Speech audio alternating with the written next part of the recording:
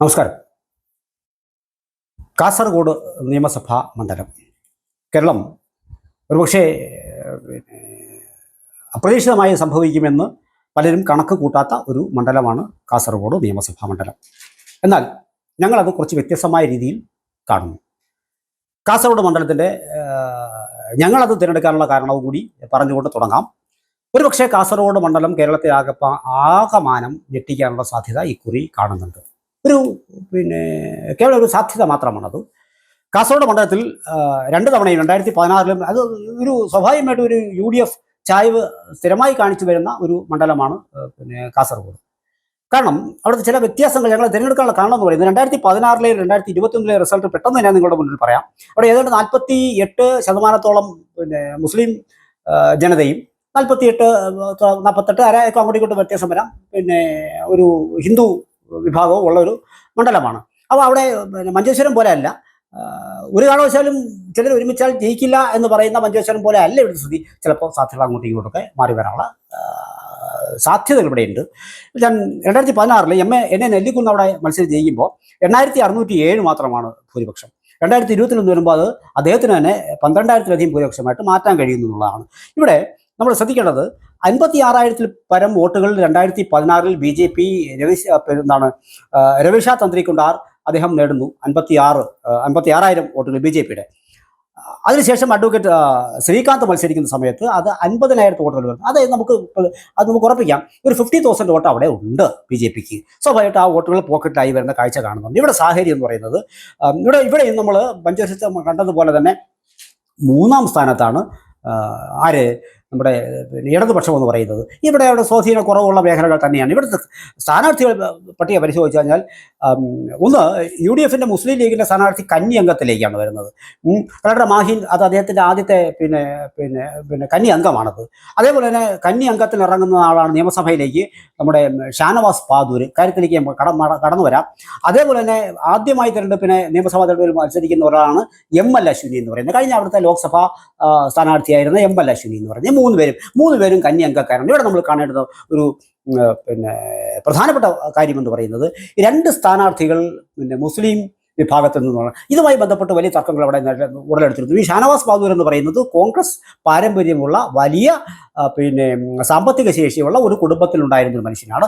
അദ്ദേഹത്തിൻ്റെ അച്ഛനും മറ്റും കറകളഞ്ഞ കോൺഗ്രസ്സുകാരായിരുന്നു. ഈ കോൺഗ്രസിൽ നിന്നും തെറ്റിപ്പിരിഞ്ഞിട്ട് 2020 അദ്ദേഹം ഇടതുപക്ഷ സ്വതന്ത്രനായി നിന്നുകൊണ്ട് ചെങ്ങള പഞ്ചായത്ത് ഉൾപ്പെടെ മുസ്ലിം ലീഗിൻ്റെ കോട്ടകളിൽ കയറി അതിൽ വിള്ളലുണ്ടാക്കി വിജയിച്ചു വന്ന ഒരു മനുഷ്യനാണ് അദ്ദേഹം. അങ്ങനെ അധികാര സ്ഥാനത്തേക്ക് വരുന്ന മനുഷ്യനാണ്. ആ മനുഷ്യനെ സ്വാഭാവികമായിട്ടും ഒരു ആരോപണം എന്ന് പറയുന്നത്, ഇടതുപക്ഷത്തിൻ്റെ ആരോപണം എന്ന് പറയുന്നത്, അങ്ങനെ ഒരാളെയാണ് ഇപ്പോൾ ഇടതുപക്ഷ സ്ഥാനാർത്ഥിയായിട്ട് അവിടെ മത്സരിപ്പിക്കുന്നത്. സ്വാഭാവികമായിട്ടും സ്വതന്ത്രരായി മത്സരിക്കുന്നത്.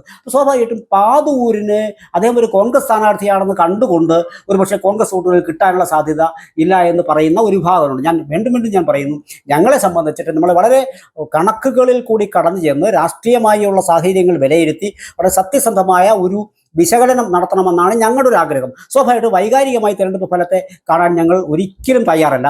അതിൻ്റെ അടിസ്ഥാനത്തിൽ ഞങ്ങളുടെ പ്രേക്ഷകരുമായി പങ്കുവയ്ക്കുന്നതും സാധ്യതകൾ മാത്രമാണ്. അങ്ങനെയെങ്കിൽ ഷാനവാസ് പാദൂർ എന്ന് പറയുന്ന ആളിനെ, അദ്ദേഹം വാസ്തവത്തിൽ ആദ്യകാലങ്ങളിൽ മഞ്ചേശ്വരമായിരുന്നു ശ്രദ്ധ പതിപ്പിച്ചിരുന്നത്. അവിടെ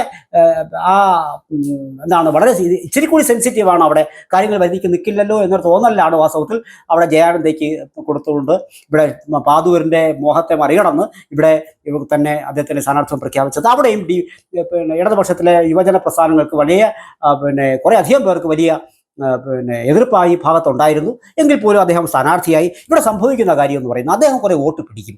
അങ്ങനെ വോട്ട് പിടിക്കുമ്പോൾ നിങ്ങൾ ഓർക്കണം, അവിടെ 64,000 വോട്ടുകളും 63,000 ഏതാണ്ട് 64 വോട്ട് നിങ്ങൾ വയ്ക്കൂ. 63 വോട്ടുകളാണ് 2016 2021 UDFന് IUML വഴി സാധ്യമായത്.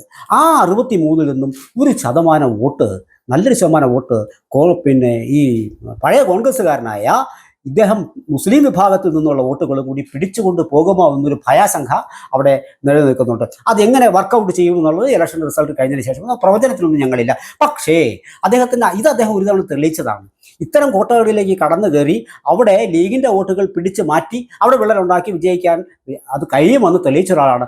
ആ തെളിയിക്കാൻ അദ്ദേഹത്തിന് ഒരിക്കൽ കൂടി തെളിയിച്ചാൽ കഴിഞ്ഞാൽ അത് അദ്ദേഹം പിടിക്കുന്നത് ഈ 63,000 അല്ലെങ്കിൽ 60,000 കഴിഞ്ഞ വർഷങ്ങളിൽ കിട്ടിയ UDF കിട്ടിയ ആ വോട്ടുകളിൽ നിന്നാണ്.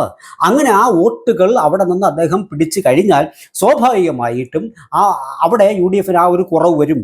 ആ കുറവ് എങ്ങോട്ട് ചെന്ന് വീഴും എന്നുള്ളതാണ് എൻ്റെ വിഷയം എന്ന് പറയുന്നത്. അങ്ങനെയെങ്കിൽ അത് എന്താണ് UDF നിന്ന് പിടിച്ചുകൊണ്ട് വോട്ട് അത് ചെന്ന് വീഴുന്നത് മുസ്ലിം വോട്ടുകളാണ് പിടിച്ചു വിടുന്നതെങ്കിൽ അത് സ്വാഭാവികമായിട്ടും ഹിന്ദു ഭാഗത്തേക്ക് ചെന്ന് വീഴാനുള്ള സാധ്യതയില്ല. ഇത് എത്ര വോട്ട് പിടിക്കും എന്നുള്ളതാണ് എൻ്റെ ഒരു വിഷയം എന്ന് പറയുന്നത്. ആ പിടിക്കുന്ന വോട്ടുകളായിരിക്കും അവിടെ ഈ വിജയത്തെ അല്ലെങ്കിൽ പരാജയത്തെ സ്വാധീനിക്കുന്നത്. ഞാൻ പറയുന്നത് വളരെ കൃത്യമായി ഒരിക്കൽ കൂടി ഞാൻ പറയാം. ഈ 63,000 വോട്ടിൽ നിന്ന് പണ്ട് പഞ്ചായത്തിൽ മത്സരിച്ചപ്പോൾ സ്വതന്ത്രമായി മത്സരിച്ചപ്പോൾ ഇദ്ദേഹത്തിന് പിടിച്ചെടുക്കാൻ സാധിച്ച വോട്ട് അത് വലിയൊരളവിൽ ഇവിടെ നിയമസഭാ ചിത്രം കുറച്ചുകൂടി ഏരിയ കൂടുതലാണ്. അവിടെ ഇദ്ദേഹത്തിന് സാധ്യമായാൽ ഇദ്ദേഹം ഒരു 10,000 വോട്ട് പിടിക്കുക എന്ന് വയ്ക്കുക. 10,000 വോട്ട് വീണ്ടും 53 മാറി എന്നർത്ഥം. ഈ 53 ആയാൽ സ്വാഭാവികമായിട്ടും അത് ഇവിടെ ആയിരിക്കും വീഴുന്നത്. അവിടെ 30 ഉള്ളൂ. അവിടുന്ന് ഒരു 15 വോട്ട് പിടിച്ചാലും 45 അവിടെ എത്തുന്നുള്ളൂ. അവിടെ സംഭവിക്കുന്ന കാര്യം എന്ന് പറയുന്നത് ഏതാണ്ട് എല്ലാവരും പറയുന്നില്ല, LDF ഒഴികെ ബാക്കി 2 സ്ഥാനാർത്ഥികളും 50, 53 ആ ലെവലിലേക്ക് കാര്യങ്ങൾ ചെന്നെത്തി നിൽക്കും. ഈ ഓർക്കണം, നമ്മൾ 56,000 വോട്ട് ഈ 2016 BJP അവിടെ നേടിയതാണ്. ഈ 63 10,000 വോട്ടിൽ കൂടുതലാണ് പാതൂര് പിടിക്കുന്നതെങ്കിൽ 63 - 10 53 മാറും. BJPക്ക് അതൊരു കൃത്യമായ വോട്ടാണ്. ആ വോട്ട് എന്ന് പറയുന്നത് 53 പ്ലസ് പിടിച്ചാൽ പ്രതീക്ഷിക്കാത്തൊരു വിജയം BJPക്ക് ഉണ്ടാകുമെന്നല്ല ഞാൻ പറയുന്നത്, അതിൻ്റെ സാധ്യതയാണ് പറയുന്നത്. ഈ സാധ്യത മുതലാക്കിയാണ് ഈ ഇടതുപക്ഷ സ്വതന്ത്രൻ പണ്ടും ഈ സ്വതന്ത്രൻ അവിടെ വിജയിച്ചത്. ആ ഒരു ഇത് അറിയുന്ന ആൾക്കാരാണല്ലോ, അവിടുത്തെ രാഷ്ട്രീയം അറിയുന്ന ആൾക്കാരാണ് അവരും കൃത്യമായിട്ട് അതിന് കരുക്കൾ നീക്കുന്നുണ്ടാകും സ്വാഭാവികമായി. അപ്പോൾ ഈ ഷാനവാസ് ബാദൂരിൻ്റെ അവിടെ ഇപ്പം സംഭവിക്കുന്നത് എന്താണ്? ഈ ഇടതുപക്ഷത്തിൽ എന്തായാലും 3-ാം സ്ഥാനത്തേക്കാണ്. അവർക്ക് നില മെച്ചപ്പെടുത്താൻ കഴിയുമോ എന്നുള്ളതാണ് അവരുടെ നോട്ടം എന്ന് പറയുന്നത്. അപ്പോൾ അവർ സ്വാഭാവികമായിട്ടും എന്ത് ചെയ്യും?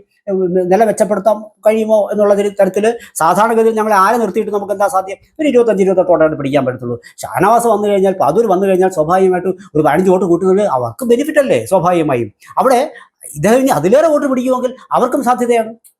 അവർക്കൊരു 30-28 വോട്ടിലാണുള്ളത്. ഇദ്ദേഹം ഒരു 20 പിടിക്കുന്നിരിക്കട്ടെ, അപ്പോൾ വീണ്ടും ടൈറ്റ് ഫൈറ്റായി. അത്ഭുതങ്ങളാണ് സംഭവിച്ചു കൊടുത്ത കാര്യങ്ങളല്ലത്. ഒരുപക്ഷെ മുസ്ലിം ജനവിഭാഗത്തിന് തോന്നുകയാണ് പാതൂർ ഈസ് ബെറ്റർ ദാൻ എന്ന് തോന്നിയാൽ അതും നമുക്ക് പറയാൻ കഴിയില്ല. അവിടെ അപ്പം നമുക്ക് തിരഞ്ഞെടുപ്പാണ്, സാധ്യതകൾ നമുക്ക് തള്ളിക്കളയാൻ കഴിയില്ല. അവിടെ അങ്ങനെയെങ്കിൽ വലിയൊരു അട്ടിമറിയാണ് സംഭവിക്കുന്നതെങ്കിൽ, വലിയൊരു ശതമാനം വോട്ടുകളാണ് വരുന്നതെങ്കിൽ കളിയെല്ലാം മാറും. അപ്പോൾ അവിടെ നമുക്കൊന്നും പറയാൻ കഴിയില്ല. ഈ 50, 53 ഒരു 55 പിടിക്കുന്ന ആൾ ജയിക്കുമെന്ന് ഉറപ്പായും ഉള്ളൊരു സ്ഥാനത്ത് അതിനുള്ള കഴിവുള്ള ആളാണ് ഷാനവാസ് ബാദൂർ എന്ന് പറയുന്നത്. ഇടതുപക്ഷം നല്ലൊരു അംഗത്തിന് തന്നെയാണ് തുടക്കം കുറിച്ചിരിക്കുന്നത്. എതിർപ്പുകളൊക്കെ സ്ഥാനാർത്ഥിത്വത്തിലുണ്ട്. ആ എതിർപ്പുകൾ വോട്ടായി ഇദ്ദേഹത്തിനെതിരെ വരാതിരുന്നാൽ ഉള്ള കാര്യങ്ങളാണ് ഞാൻ പറയുന്നത്. അങ്ങനെ പിടിച്ച ചരിത്രങ്ങളൊക്കെ കാൻഡിഡേറ്റ് ആണ്. ജയലക്ഷ്മി പണ്ട് ലോക്സഭാ തെരഞ്ഞെടുപ്പിൽ 2024 അവിടെ മത്സരിക്കുന്ന സമയത്ത് അവർക്കും ഉണ്ണിത്താൻ അവിടെ 73,000 പരം വോട്ടുകളെന്ന് പിടിക്കാൻ സാധിച്ചിരുന്നു. ME ബാലകൃഷ്ണൻ മാസ്റ്റർക്ക് 26,000, അതാണ് പറഞ്ഞത്, 26, 30-നകത്ത് 22 വോട്ടേ അവിടെ അവർക്ക് ഉള്ളൂ വാസ്തവത്തിൽ LDFന്. ആ വോട്ട് മെച്ചപ്പെടുത്താൻ പാതൂർ സഹായിക്കും എന്നുള്ള ഉറപ്പിന്മേലാണ് പാതൂരിൻ്റെ സ്ഥാനാർത്ഥിത്വം ഇടതുപക്ഷം അവിടെ ഉറപ്പാക്കിയത്. അങ്ങനെയെങ്കിൽ അദ്ദേഹവും ഒരു 50+, വലിയൊരു ശതമാനം വോട്ട് പിടിക്കുകയാണെങ്കിൽ 50+, അത് ഈ സാഹചര്യത്തിൽ ഭരണവിരുദ്ധ വികാരവും കാര്യമൊക്കെ ഉള്ളപ്പോൾ സാധിക്കുമെന്ന് എനിക്കറിയില്ല. അത് അവിടെ ജനങ്ങളാണ് തീരുമാനിക്കേണ്ടത്. അതങ്ങനെ വരട്ടെ. അവിടെ ML അശ്വിനി വീണ്ടും 47,000 വോട്ട് അവിടെ പിടിച്ചിരുന്നു എന്നുള്ളതാണ്. അപ്പോൾ അതായത് ഒരു വോട്ട് ബേസിന് വലിയ ലോക്സഭയാണ്, അങ്ങനെ ആൾക്കാർ കാണുള്ളൂ. എങ്കിൽ പോലും ആ വോട്ട് ബേസ് BJPക്കുള്ളത് മാറിയിട്ടില്ല. അപ്പോൾ അങ്ങനെ ഒരു സാഹചര്യത്തിൽ വളരെ ടൈറ്റ് ഫൈറ്റാണ്. നമ്മൾ പെട്ടെന്ന് കാണുന്നില്ല കാസർഗോഡ് അത് IUML ജയിക്കും എന്നുള്ള തോന്നലാണ് നമുക്ക് പറയുന്നത്. പക്ഷെ അങ്ങനെയല്ല, തോന്നലിൽ മാറ്റം വരാം. അങ്ങനെ ഒരു രാഷ്ട്രീയ കളിക്കാണ് ഇടതുപക്ഷം ഒരുങ്ങിയിരിക്കുന്നത്. അത് ചിലപ്പോൾ ആരെ സഹായിക്കുമെന്ന് പറയാൻ കഴിയില്ല. അപ്രതീക്ഷിതമായി ഞെട്ടിപ്പിക്കുന്ന വിജയമായി ഷാനവാസ് ബാദൂർ മുന്നിൽ വന്നുകൂടായികയില്ല. അങ്ങനെയാണെങ്കിൽ ഇടതുപക്ഷം വളരെയധികം കൊണ്ടാടുന്ന ഒരു മണ്ഡലമായിരിക്കും കാസർഗോഡ് എന്ന് പറഞ്ഞാൽ. ഇടതുപക്ഷം പോലും പ്രതീക്ഷിക്കാത്തൊരു മണ്ഡലം. അത് അദ്ദേഹത്തിന് സമ്മാനിക്കാൻ കഴിയുമോ എന്നുള്ളതാണ് അവിടുത്തെ പ്രശ്നം. 2 ഒരു സാധ്യതയുമില്ല എന്ന് പറയുന്നൊരു അവസ്ഥയിൽ 2-ാം സ്ഥാനം കൊണ്ട് എപ്പോഴും തൃപ്തിപ്പെടേണ്ടി വരുന്ന ഒരു BJPക്ക് ഈ ഷാനവാസ് ബാദൂർ ഈ പറയുന്ന എത്ര വോട്ട് പിടിച്ചാലും അത് ആകാംക്ഷയോടെ കാത്തിരിക്കുന്ന ഒരു വിഭാഗമാണ് BJP. ഇങ്ങനൊരു സാഹചര്യമാണ് അവിടെയുള്ളത്. അത് പിടിക്കാതിരിക്കണം എന്നുള്ള ആഗ്രഹത്തിൽ ആ വോട്ടുകൾ നിലനിർത്താനുള്ള വലിയ ശ്രമത്തിലാണ് UDF. ഇതിൽ ഏത് ശ്രമം വിജയിക്കും എന്നുള്ളതാണ് നമുക്ക് പത്തിലേക്ക് കാണേണ്ടത്. അങ്ങനെയാണ് വാസ്തവത്തിൽ കണക്കുകൾ, രാഷ്ട്രീയ സാഹചര്യങ്ങൾ കാസർഗോഡ് രംഗങ്ങൾ തിരഞ്ഞെടുക്കാനുള്ള കാരണം. ഒരുപക്ഷെ കാസർഗോഡ് ഇടതോ BJPയോ ജയിക്കുകയാണെങ്കിൽ അത് കാസർഗോഡ് അപ്രതീക്ഷിതമായ രണ്ടു കൂട്ടർക്കും അപ്രതീക്ഷിത വിജയമായിരിക്കും. അത് ഞാൻ നേരത്തെ പറഞ്ഞതുപോലെ പല കൂടിക്കാഴ്ചകൾ പലരുമായി പറയുന്നുള്ളൂ, പ്രധാനമന്ത്രിയായിട്ടായാലും ശരി, ആരുമായിട്ടാണെങ്കിലും ശരി, അങ്ങനെയുള്ള കൂടിക്കാഴ്ചകൾ നടക്കുന്ന സാഹചര്യങ്ങളിൽ ചില അടിയൊഴുക്കൾ ഉണ്ടാവില്ല എന്നുള്ള കാര്യമൊന്നും നമുക്ക് നേരിട്ട് പറയാൻ കഴിയില്ല. അവർ കണ്ടു എന്താണെന്ന് നമുക്കറിയില്ല. എങ്കിൽ പോലും ചില നീക്കുപോക്കുകൾ, ചില ചെറിയ നീക്കുപോക്കുകൾ മതി കാര്യങ്ങളാകമാനം തിരിയാൻ. എങ്ങിരുന്നാൽ പോലും വരും ദിവസങ്ങളിലെ രാഷ്ട്രീയ കാറ്റ് മാറി വീശുന്നത് എങ്ങനെയാണെന്നും കൂടി അനുസരിച്ചിരിക്കും അത്. ഇപ്പോൾ ഒരു 10 ദിവസം മുമ്പ്, ഇലക്ഷന് 10-12 ദിവസം മുമ്പ് ഞങ്ങൾക്ക് പറയാൻ പറ്റുന്നത് ഇതാണ്: കാസർഗോഡ് ഒരുപക്ഷെ നമുക്ക് വാർത്തകളിൽ ഇടം പിടിക്കുന്ന ഒരു ഫലത്തിലേക്ക് ചെന്നെത്തിക്കൂടായികയില്ല.